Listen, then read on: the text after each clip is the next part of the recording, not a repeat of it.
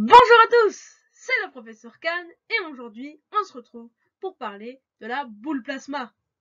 Cet objet énigmatique que vous avez sûrement déjà vu dans votre vie.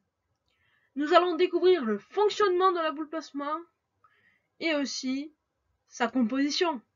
C'est parti! Avant de passer au fonctionnement de la boule plasma, je dois d'abord vous parler de sa composition. La boule plasma, elle est composée d'une électrode qui va capter ou libérer un courant électrique. C'est-à-dire que l'électrode va passer d'un état positif à un état négatif, et cela constamment. Voici un schéma d'une boule plasma. Dans le carré bleu se trouve une électrode. Mais il manque une pièce de ce schéma. La voici, le verre. En fait, la particularité de l'électrode de la boule plasma, c'est qu'elle est entourée de verre. Pourquoi le verre? Parce que c'est un matériau diélectrique. Il ne va donc pas laisser passer l'électricité. Voici un exemple. Le fil jaune représente l'électricité. Il y a le verre et le fer.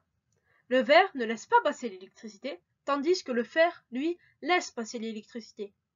On dit que le fer est un matériau conducteur et que le verre, lui, est un matériau isolant.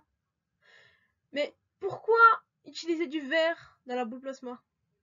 Tout simplement parce que s'il n'y avait pas ce verre, des arcs électriques se créeraient et détruiraient l'électrode de la boule plasma.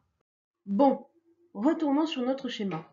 Nous avons vu que la boule plasma était composée d'une électrode qui était entourée de verre. Mais elle n'est pas composée que de cela. Elle est aussi composée d'une énorme sphère.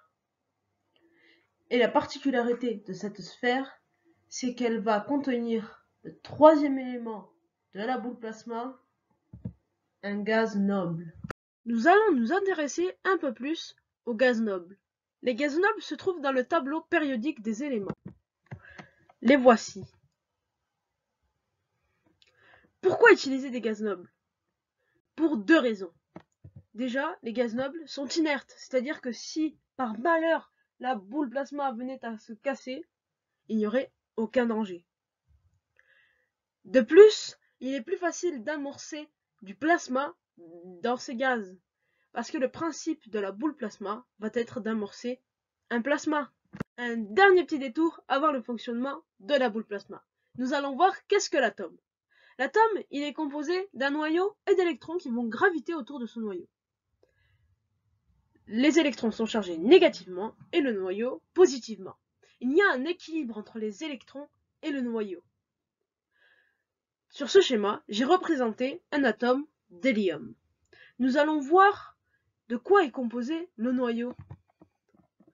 Le noyau, il est composé de protons et de neutrons. Bon, si vous avez tout compris, on peut passer à la suite. Le fonctionnement de la boule plasma. Vous allez voir, c'est vraiment pas compliqué. On va tout simplement ioniser les atomes de gaz se trouvant dans la boule plasma. Pour faire plus simple, il y a un électron libre, il va aller percuter ses confrères, il va leur voler leur place. Ah, ça c'est véridique. Comme dit précédemment, l'électrode, elle passe d'un état négatif à un état positif. Or, les électrons, ils sont chargés négativement. Donc, quand l'électrode est en état négatif, elle va repousser les électrons qui vont aller percuter des atomes. Mais la nature a la horreur des déséquilibres, parce qu'en fait, l'électron va venir se rajouter. Et comme elle a horreur des déséquilibres, il y a un électron, il va partir, il va faire la même chose. Là, on parle plus d'un atome, mais on va parler d'un ion. Car il y a plus de charges positives que de charges négatives. Voici un schéma représentatif. Comme vous pouvez le voir, ils aiment vraiment bien se voler leur place, les électrons. Et quand l'électrode est en état positif, c'est la même chose. L'électron va être attiré par l'électrode et donc va, sur son chemin, percuter ses confrères, etc., etc. Vous connaissez la suite. C'est cela qu'on appelle du plasma. Voilà ce qu'est une boule plasma. Comme vous pouvez le voir, l'électrode est protégée par du verre, il y a la sphère et le gaz noble à l'intérieur de tout ça. les filaments qu'on voit, c'est du plasma. Maintenant, la dernière problématique qu'on va poser avant la fin de cette vidéo, c'est pourquoi quand on met son doigt, un plus gros filament se crée. Pour comprendre pourquoi quand on met son doigt sur la sphère de la boule plasma, il y a un gros filament qui se crée, il faut d'abord qu'on se rappelle de l'exemple avec le fer et le verre. Comme dit précédemment, le fer est un conducteur et le verre un isolant. Or, nous sommes des conducteurs. Et oui, parce qu'on est composé d'eau. Puis, il faut savoir aussi qu'on a une charge positive et négative égale.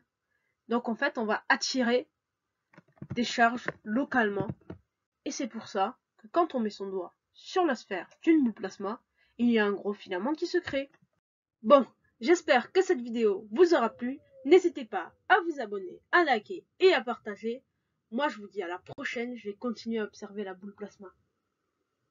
Ah oui, n'oubliez pas, la curiosité n'est toujours pas un vilain défaut.